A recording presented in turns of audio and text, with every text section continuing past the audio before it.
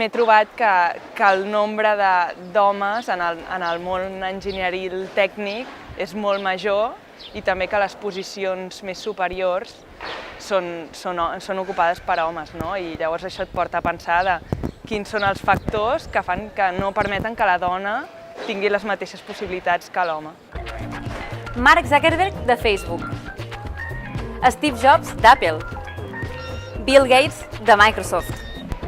Jeff Bezos, d'Amazon. No et sembla que sempre que parlem de tecnologia parlem amb noms d'homes?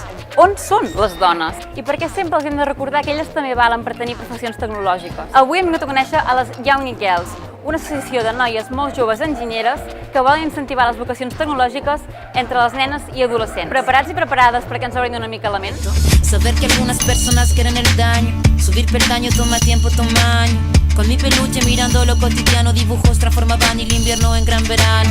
Papá me regaló bajo mi insistencia un juego que trataba de compartir la solvencia, pero en el patio hicieron la competencia. Fue cuando sentí mi primera impotencia. 1970 y 1970. Lo que hacemos es tratar de incentivar a que las chicas se involucren un poco más en la tecnología, yendo a los colegios, haciendo talleres con ellos, y se trata más que todo en que ellas vean que la tecnologia és accessible, o sea, para ellas, para todas, no? Les noies reaccionen molt bé.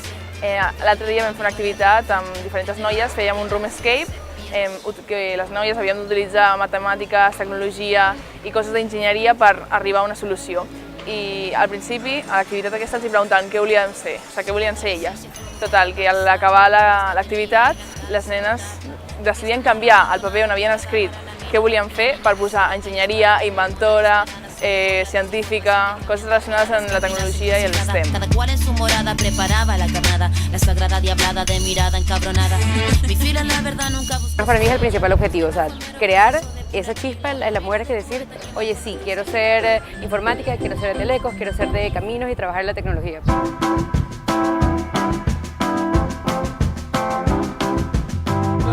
Doncs una de les conclusions que hem arribat entre totes és que el factor humà que no sembla que hi hagi darrere, com per exemple hi ha en una medicina o una infermeria, no? Que el contacte aquest amb el ciutadà és molt llunyà. I precisament el que volem demostrar és que no és així, que tot el que fem té un impacte directe a la persona i solucionem i facilitem la vida de les persones. Jo crec que el factor més important són els estereotips que es creen des de ben petits i això fa que els tirin enrere per por al que pugui dir la societat. Si ets informàtic, ets un friki que no tens vida social, si ets telecos, el mateix.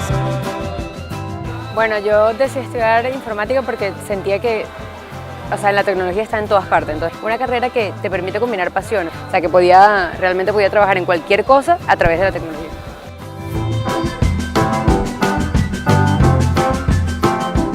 Em deien que jo no podria perquè havia repetit primer de batxillerat, havia suspès tota l'ESO.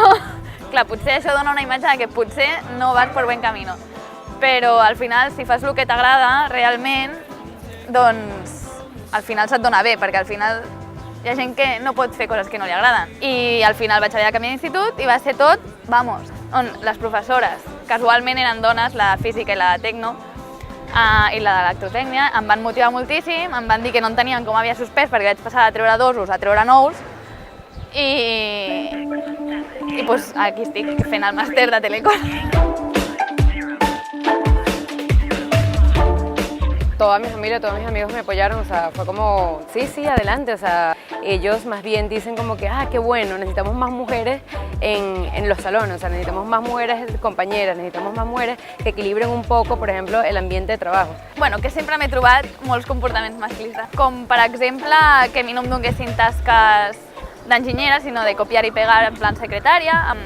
Un company de la feina em va començar a faltar el respecte davant de tots els meus companys, a faltar el respecte bastant fort i ningú va dir absolutament res. I al final vaig haver de marxar. I ara estic treballant a la UPC, al Departament de Teoria del Senyal i Comunicacions, i encara que són tot homes, un altre cop, allà no m'he trobat cap tipus de discriminació. Mientras más veamos que más mujeres se atreven a ser, por ejemplo, el CEO o el CTO o cualquier alto cargo en una empresa, tú dices como que, bueno, yo puedo estar ahí también. El que volem en aquest món som més princeses, cavaller, que trepitgin fora al caminar i beguin birra per sopar, que parlin pels descosits i donin la seva opinió, que s'enfadin i plorin i els hi agradi que s'informin bé, que visitin molts llocs de treball, moltes empreses i que vegin a què es dedica la gent i quin camí ens ha portat a treballar d'allò.